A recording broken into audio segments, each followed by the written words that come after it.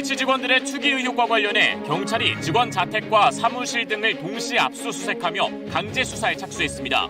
수사 대상 직원들 가운데는 가족 명의로도 3기 신도시 개발구역을 사들인 사람이 있는 것으로 KBS 취재 결과 확인됐습니다. 코로나19로 그동안 사실상 중단됐던 요양병원 접촉 면회가 오늘부터 재개됐습니다. 접촉 면회를 하려면 면회 당일 기준 24시간 안에 발급받은 코로나 음성 확인서 등이 있어야 합니다. 코로나19 백신 접종이 속도를 내고 있는 가운데 접종 후 확진 판정을 받은 사례가 지금까지 6건 확인됐습니다. 방역당국은 접종 전이나 항체 형성 전에 감염될 수 있다며 이런 사례가 더 나올 수 있다고 설명했습니다. 설계 하중이 43톤인 다리를 전체 무게가 197톤이 되는 차량이 몰래 건너는 현장이 포착됐습니다. 해당 교량의 지지대 일부는 휘어져 있었는데 당국이 정밀 점검을 하기로 했습니다.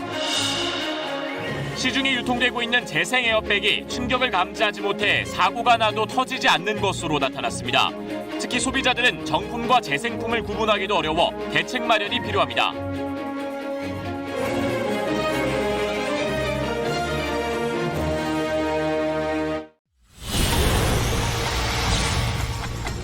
신도시 땅 투기 의혹을 수사 중인 경찰이 LH 본사와 지역본부, LH 직원 거주지 등을 압수수색했습니다. 연루된 직원 13명은 출국 금지됐습니다.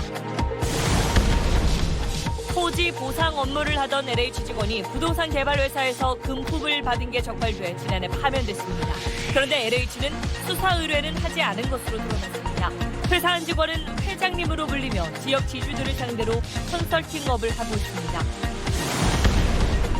이달 하순 화이자 코로나 백신 50만 명분이 국내에 추가로 도입돼 접종이 본격적으로 이루어질 전망입니다. 올 상반기 기업 공개 최대어로 꼽히는 SK바이오사이언스 일반 공모주 청약 천달 14조 원 넘는 돈이 몰렸습니다. 지난해 청약 돌풍을 일으켰던 SK바이오팜과 빅히트의 첫달 증거금을 넘어섰습니다.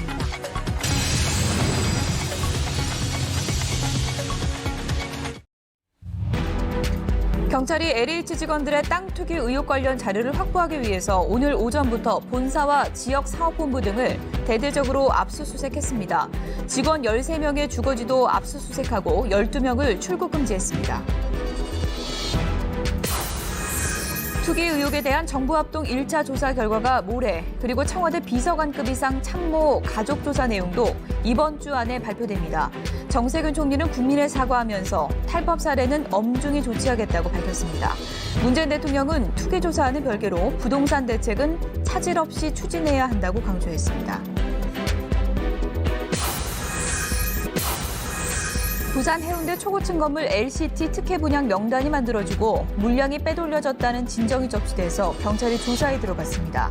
명단에 든 현직 국회의원과 전직 장관 중 일부는 실제 계약했고 차명으로 사기도 한 것으로 알려졌는데 2017년 검찰 수사 때 부정공급 의혹을 받는 이들은 대부분 기소되지 않았습니다.